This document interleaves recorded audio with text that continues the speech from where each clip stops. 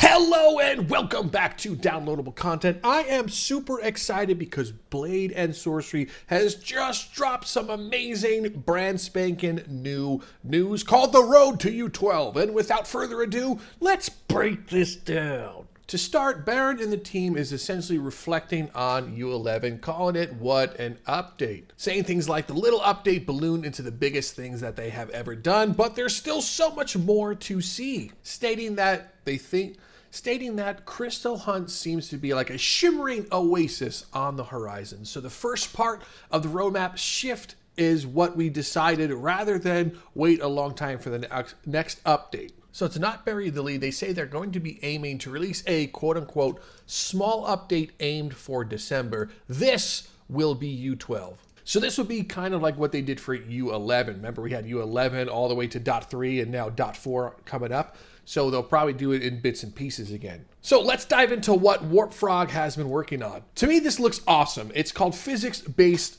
swimming. And yes, there was a mod that did this one and it was okay, but now to see it in its full form in this one where it's full physics based, like look at these gestures right here that this person is performing. It literally looks like they're swimming underwater, which is fantastic. I always say that no other VR game is needed because you have Blade and Sorcery. No longer do we need Subnautica. I jest, but look at this. Look at this swimming. Blade and Sorcery always aims to make an immersive experience, so they wanted to make sure it was possible to swim using the motion controllers like it was actually swimming. So they avoided having to use like a D-pad or a thumbstick to control it. You literally have to move your arms while you're in there. It's also cool that they added some VFX in there as well. So I am super excited to dive in literally and swim. Baron says you can also see that with a physics-based system, objects like the oar will have drag and propulsion depending on the direction of the stroke. Also stating that it could be used as a clever modding tool.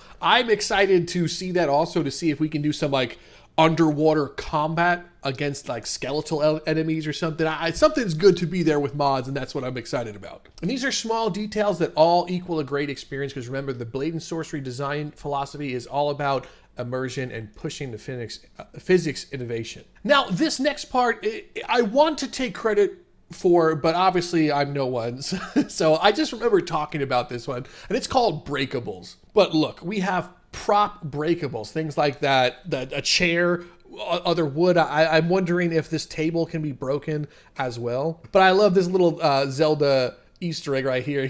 Be your inner Link and smash a bunch of pots. So I'm super excited for that. Just the ability to use everything to my advantage in the dungeon or just in the arena is fantastic. I imagine breaking a pot and now have a serrated blade, and I want to see if I can take that broken pot blade and stab it into someone. And knowing Blade and Sorcery, I'm sure they thought of that. I'm also interested to see if breakables can affect things like weapons. I know there is a modder that was working behind the scenes somewhere about breakable stuff or like a game overhaul. So we'll see. Maybe a sword can bend, but it looks like it's going to be props from the Blade and Sorcery team. The other part is the new dynamic music system. For me, I actually don't use a lot of the music in Blade and Sorcery. I do have to turn it off for editing, but I know from a normal gameplay perspective, it's awesome to have. So the fact that Dungeons will now have a new dynamic music system where the music will trigger contextually in and out of combat is awesome. So think Skyrim music when you're going in and out of combat when that ends, though that will be sick. Now, the next part is more animation overhaul progress. So as mentioned many times, the work on animation overhaul never ends and will continue all the way up till its full 1.0 release and probably even beyond. So in the next update, you can expect to see more combat animations, more tweaks,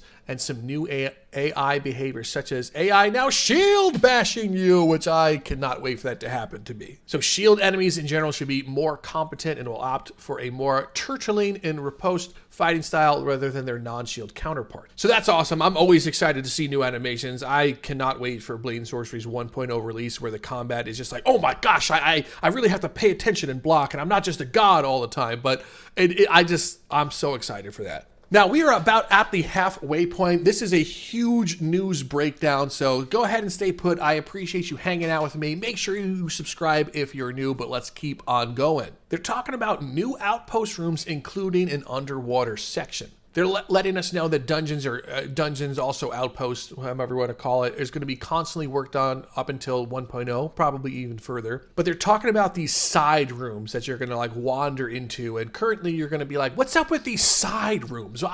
What's going on in these side rooms? Well, these side rooms are where loot essentially is going to be in these ones. Now, the other cool part about these side rooms is that they were finally able to implement doors into the dungeons. So now there are these little side rooms to explore, as well as the possibility to smash enemies into doors. And they're also currently working on the AI for enemies to navigate through these doors. So doors in games, it can be a little bit complicated for AI. Sometimes they may stop at that one because they're like, oh, I'm not allowed to go past here. So it is great that they're keeping that in mind. But finally, doors in the dungeon. Are the doors breakable, though? I'm seeing props that can be broken. Can the actual door be broken? Because, Baron, you say you can smash enemies into doors. Now, you're probably saying, yeah, grab the enemy and throw them and the door opens, but I literally want to be able to smash an enemy into the door. I want to see the wood splinter as Ricky's head goes into it. But I digress. The other cool part about dungeons now is they mentioned swimming, so there's also going to be some underwater sections, and in the future we are hoping to add even more complexities to the underwater areas. But it's right now it's just fun for exploration for now. All right, on to modding, and this is freaking huge, so let me go ahead and inhale a bunch. The really big juicy news that has been a secret for a while is that since around when U11 first came out, they've been adding a bunch of goodies for modders to expand the modding scene even more. But here we go. Ready? An in-game mod manager. I never thought that this would happen. I've been someone to say, it's probably not going to happen. But listen, ye of little faith, Baron yells at me specifically. They're letting us know that although they're working on this part as fast as possible and progress is going well, as of yet, they cannot guarantee that this will be released in time for U12. So although there will be an in-game mod manager, don't necessarily expect it for when U12 actually drops. But Baron is saying the idea is that players will be able to access a mod manager from the main menu and activate or deactivate mods with one click, all from within the headset. No more manual mod installs, although it is worth noting that you will still be able to install mods manually if you like. And you might be saying, well, why would I want to do that? There are some more complicated mods, think like the multiplayer mod that may require a lot of other things. So just keep that in mind. But needless to say, this is most likely going to be a dream for Nomad players who will no longer have to fiddle around with apps or link cables or PCs, which is just all from within the headset. And as well as being able to one-click installs, there also should be some cool and convenient filters to sort the mods. But the best of all being the ability to filter mods by version so that you can very quickly see what mods are updated to the latest game version. So a lot of people always ask me, Drifter, why aren't my mods working? 9 times out of 10, it's always you have the wrong version of the mod for the latest version of the game. So the fact that we can install and remove mods all from inside that headset is a mind.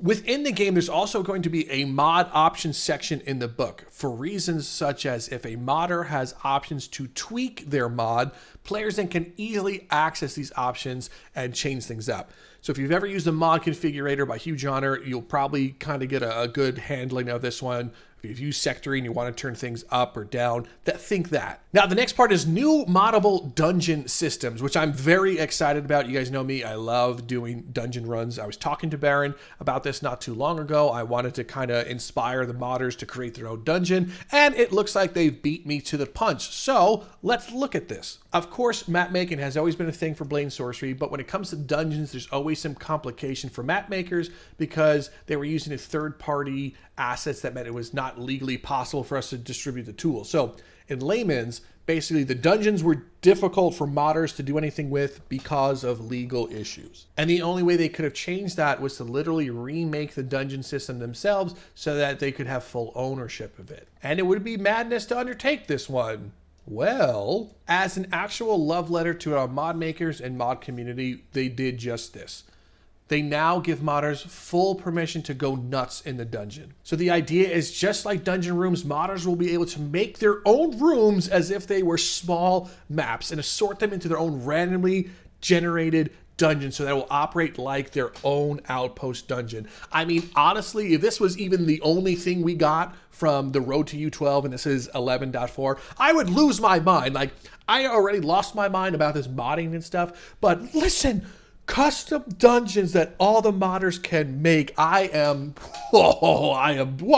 So in theory, a talented modder or modding community could even make their own themed dungeon biome, and they will try their best to get documentation for modders to help them out. But oh my gosh, I am so excited for Blade and Sorcery's future. I just need to take a moment of silence. We're not done yet. There is armor modding. Another modder restriction unshackled. Modders will have the ability to now make custom armors and clothes without any restrictions or third-party frameworks, fully native to the SDK of Blade and Sorcery. So, well, I mean, avatars are cool and all, but the fact that they're going to be armors, that is amazing for the future of this game. You can essentially have yourself make one, or a modding friend or a modder make something for a commission, that your own custom armor or what have you. This is going to be a freaking awesome future. Now let's talk about Nomad right now and a word on scripting. Now let's all, let's have that come down, but it's time to get to a tiny bit of, let's just dive into this. Just to put it out there, Nomad Scripting is not out yet and is still currently being worked on. It's a work in progress. And I know that's probably disappointing a lot of people out there, but listen to me. Remember when I read up above that they're going to have their own modding menu for this one?